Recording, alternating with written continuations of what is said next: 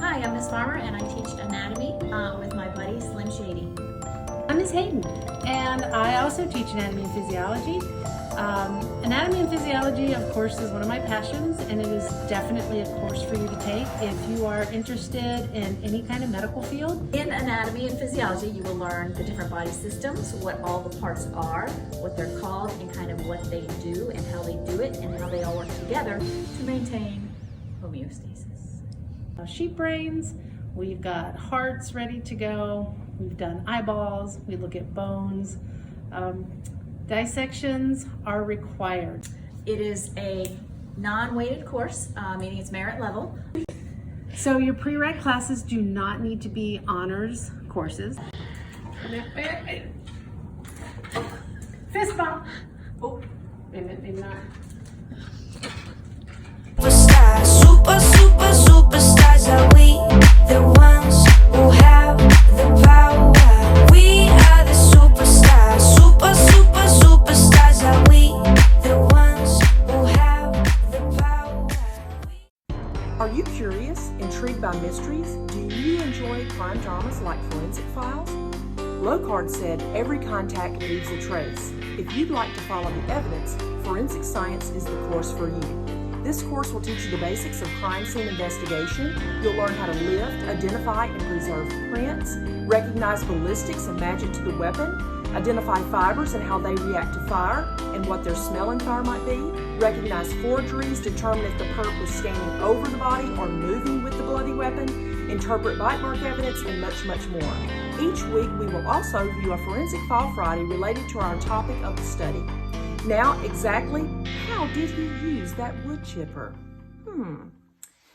You will also study the facts surrounding famous cases that grip the nation. I hope you will select forensics as your next science course.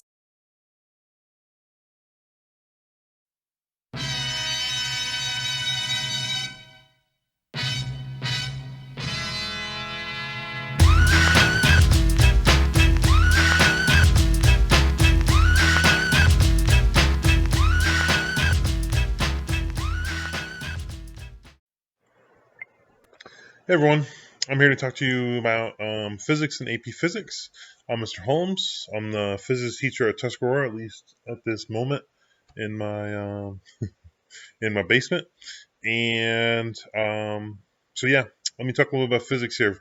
Physics is a very broad science. It covers a wide variety of topics from the very small, with nuclear physics, things like that, up to the very big with like the creation of the universe, cosmology. All right.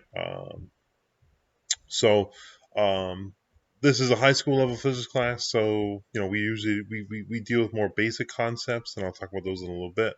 But yeah, now it is different than other sciences because it does combine science with the math. Okay, you've had math in the other science classes, but not to the level of what there is in physics, where it's like 50% math and 50% science. Okay, so you need to make sure you're comfortable with both because you're applying the math to the science. Okay, now usually the level of math it usually isn't that difficult. Like in physics one, there's two different courses I'm going to be talking to you about. But in physics one, it is algebra based, so it's just basically it's pretty basic algebra most of the time. Usually students don't struggle with it too much. I do give you guys like a little quiz like the first few days, just make sure you're comfortable with the level of math that's required in the course. Okay, and a lot of it is just like 3x plus 5 is equal to 8, so solve for x. Okay, something along those lines. Okay, it is a very good class for problem solving skills. All right, which can be which can be applied in a lot of different areas, and there's also a little bit of geometry involved, a little bit of trigonometry, not much, just applying sine, cosine, and tangent. Okay, and some basic area of some simple shapes. Okay, now the type of student that would be taking physics one would be anyone that's interested in science. Doesn't matter if it's going in a direction of like engineering or physics or anything math based. Even if you're interested in something along the lines of chemistry, biology, nursing, doctor. If you look at colleges you're interested in, and going, in those majors, any kind of science related major, and usually some kind of, course outline, courses that they recommend you take or they're required to take for your major or whatever. A lot of times physics is part of that.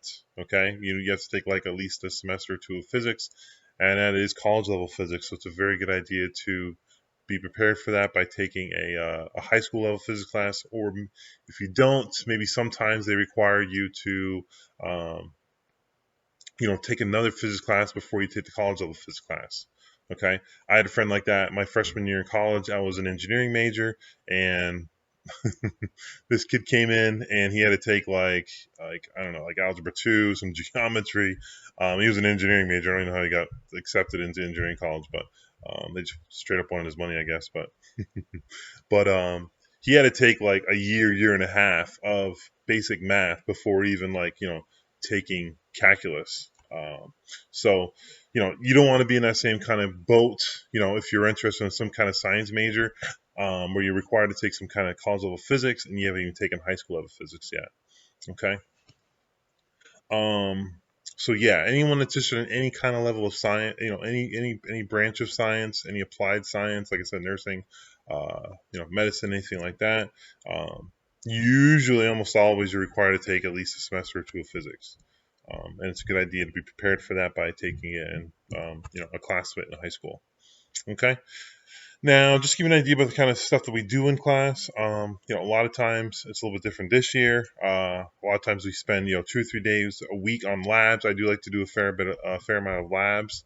And my labs are a little bit different. We do like traditional cookbook labs. You just kind of follow along with the directions, just kind of do what it tells you to.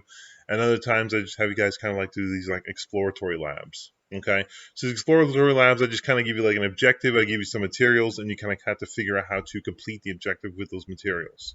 Okay, so there's one example that we do with a bungee jumper lab where I give you a spring and an action figure, and you have to. It's very similar to actually if you go bungee jumping, to where if they got to figure out how much cord to give you when you bungee jump. In this case, you have to figure out where you're going to release your bungee jumper from if he's attached to a spring, so he doesn't hit the ground.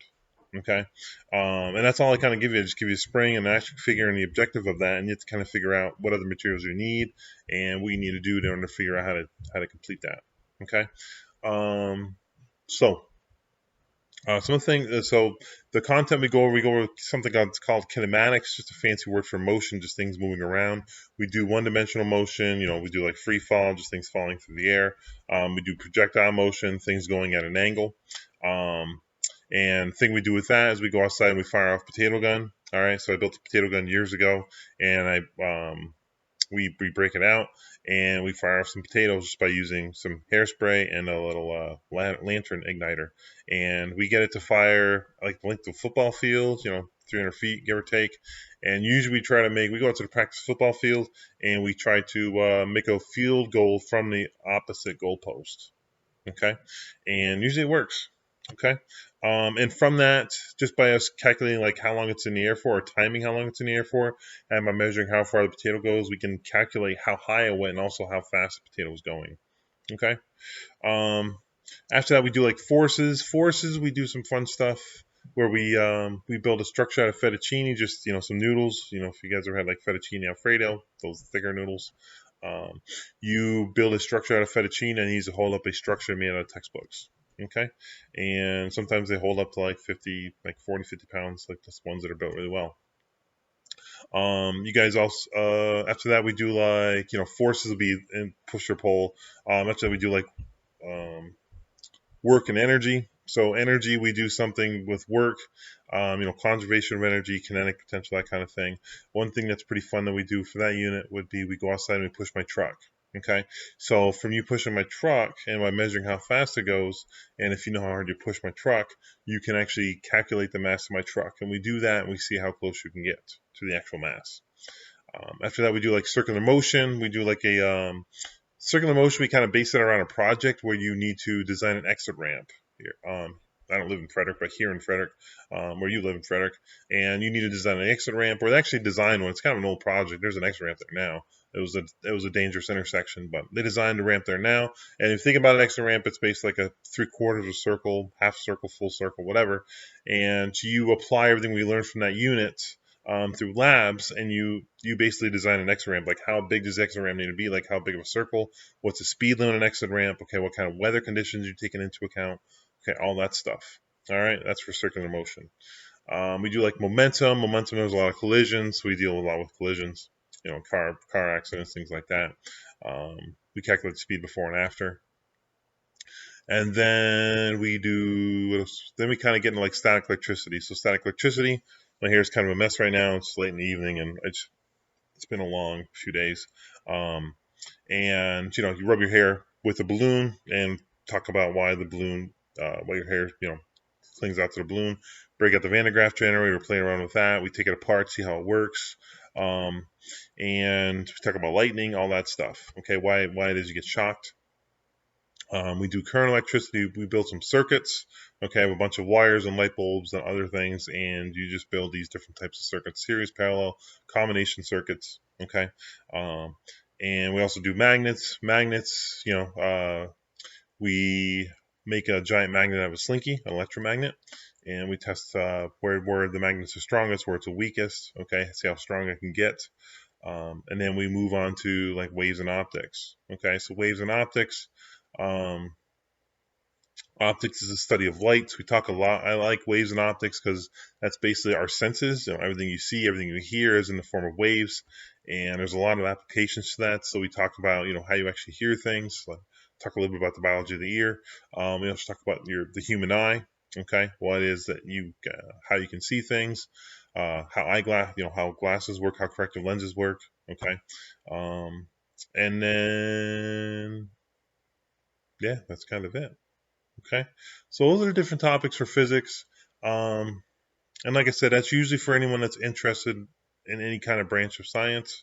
Okay, and then after that, I'm going to talk a little bit about AP Physics. So if you've had AP Physics, if you've had any level of physics before, which kind of brings me to the fact that if you've had me before in algebra-based physics, then you do not need to take Physics 1 again, honors physics, which I just got on talking about. They're essentially the same course. Okay. Now, if you're more interested in like specifically physics or like engineering, that's where you want to start thinking about AP Physics. So here at Tuscarora, we offer calculus-based physics. Okay, so it's a step up in the math, and usually the math isn't a huge problem. Again, most of the time, math is more difficult, but again, calculus is a co-requisite. So at the very least, you need to be taking calculus at the same time. Okay, and also a prerequisite for AP Physics C is Physics 1 or honors physics, whatever you want to call it, and algebra-based physics, which is offered to the freshmen. Okay, which again, some of you guys probably had, which means you've had me before. And what else is a little bit different as well about AP Physics is that there's 2 semesters with 2 different AP tests. Okay, compare that to like AP Bio, AP Chem. Those are year long with only 1 test. AP Physics is year long with 2 separate semesters, 2 separate tests. Okay, there's a mechanics, which is like things moving around, and then there's something called E&M, electricity and magnetism, which is electricity and magnetism. All right, now it is a more difficult class. It's probably one of the more difficult AP classes you could take, but at the same time, if you are interested in engineering or anything like that, it's going to be one of the most difficult classes to take in college. That AP Physics I didn't take AP Physics. I took engineering physics, college level physics, whatever, in college, and that was the first like real kick in the butt class that I've ever had, because I kind of breezed through high school for the most part, relatively so, and then all of a sudden I took college level physics, and it was difficult. And a big difference between college level physics and AP Physics is college level physics, you're kind of stuck on your own doing the work. Okay, it took me a while to do all that work on my own. Compared to AP Physics, I am here to help. I want to help you guys. I don't want to I want to help you guys as much as I can, and I'm available to you guys. And we do spend a fair amount of portion of the class doing the work together as a group. Okay, you can work in groups. I'm here to help you as well. You probably don't see as much of that in college. Okay, now even though it is a more difficult class, at the same time, students usually do pretty well in the AP tests. Probably 60-75% of the students get 4s and 5s in AP tests. Okay, for my class. So, I feel like I do a good job preparing you for the AP test. I do the best that I can, and students usually succeed with the AP test, and can receive college credit depending on the university. And I think that's it's the same course. The reason why it's more difficult is just the level of problem solving. It is a step up. It's not a straightforward process to solve for problems in AP Physics. It takes more of a cognitive effort, and that can be difficult to learn. But it's also a very good skill to learn at the same time. So, like I said, there's 2 different classes. I recommend you sign up for both because you do have to take both in college. So, if you do have any questions, I'm trying to think. Hopefully, I had everything.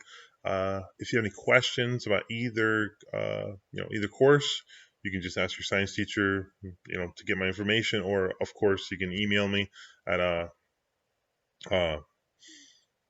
joshua.holmes@fcps.org. Okay. I think that's it. All right. And yeah, hopefully you guys have a good day. Thanks for listening. Hopefully. Bye. Hey, I'm talking to you. No, not the tree. Like, trees don't talk, silly. Come on. Hi, I'm Ms. Hayden, and I teach AP Environmental Science. And so AP Environmental Science is really a course. First of all, it's a one semester, there we go, AP course. And it looks at really the integration of all of your science courses, looking at how biology plays into the environment, how chemistry, we use that. We also look at some of the issues like political issues, to look at how different things occur in different cities and how all of this comes together for our environment and what we can do and what we can do to change it, more importantly.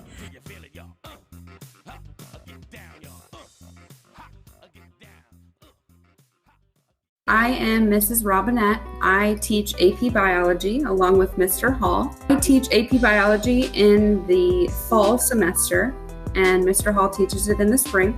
If you have any questions, you can pop into our office hours. My office hour code for Google Meet is Robinette Science. I'm Mr. Hall. I teach AP Biology in the spring semester, and when we prepare for the AP exam, my Google Meet code is Mr. Hall THS. That's MRHALLTHS. And we look forward to speaking with you if you have any questions, comments, or concerns. Bye. Bye.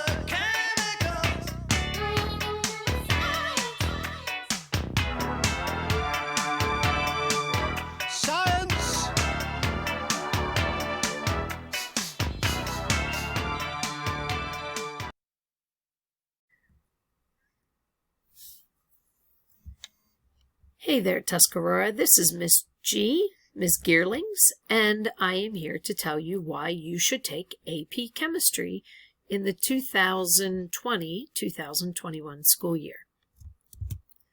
First, knowledge is power.